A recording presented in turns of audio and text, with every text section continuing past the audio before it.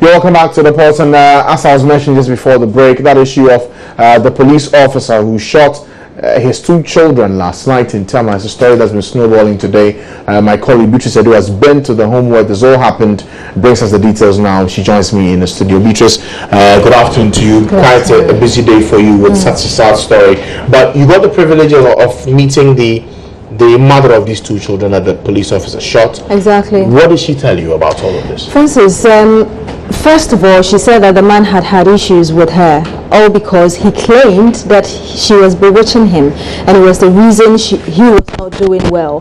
And so he came again in December. Well, they lived together, and he told her that you are a witch, so accept it. And he had a knife with him, actually stabbed her in the palm, and then slapped her, used the screwdriver to try to hurt her, to force her to, confess. And she even later. Okay, so Beatrice, hold on. Let's just bring you some of the videos we got today when Beatrice made it to the family house.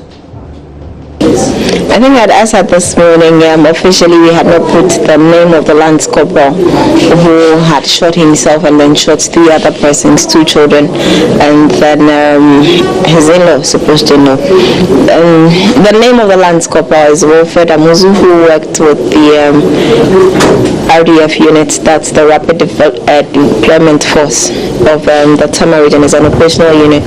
Yes, we still are saying that investigations are still ongoing.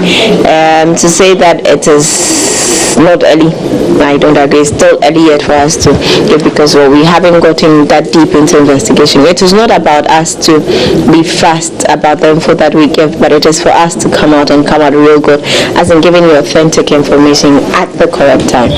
Now, we've spoken with the wife of, or supposed wife of the deceased and the mother of these children, and she told us that in December last year, the man threatened to kill her because he claimed that she was bewitching him, and it was the reason he was not doing well. Are you privy to that information?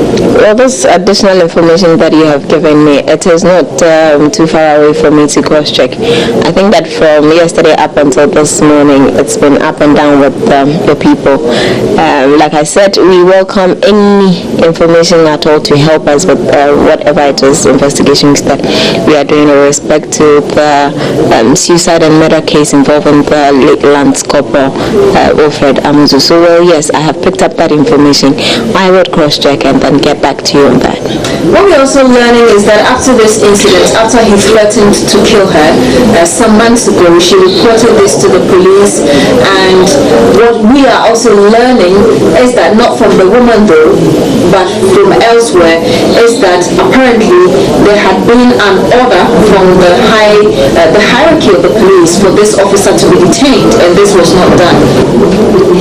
Again, that's information to me. I would have to cross-check. You'd have to give me time to do that cross-check and still get back to you on that.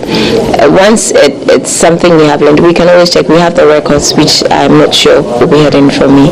And so, yes, I will cross-check that. Again, I will take note of this information, because then it's going to come a long way to help us with the investigative process that we have started. Is there any kind of support that will be given this woman? When you say support, I don't know what you're saying, but then we are treating the woman like we treat any other woman in that circumstance. And so for now, what we are doing is to make sure that she's given some form of security. Basically, that's what we're doing for now. No psychological help for her? I think that we need to speak to her. We are talking to her. Like I said, this is an investigative process, so you move from 1 to 2. You don't just move from 1 and then hit 4 or 5. So yes, as we speak to her, if there's a need for us to put her through that psychological, education or enlightenment, yes, why not? We would willingly do that.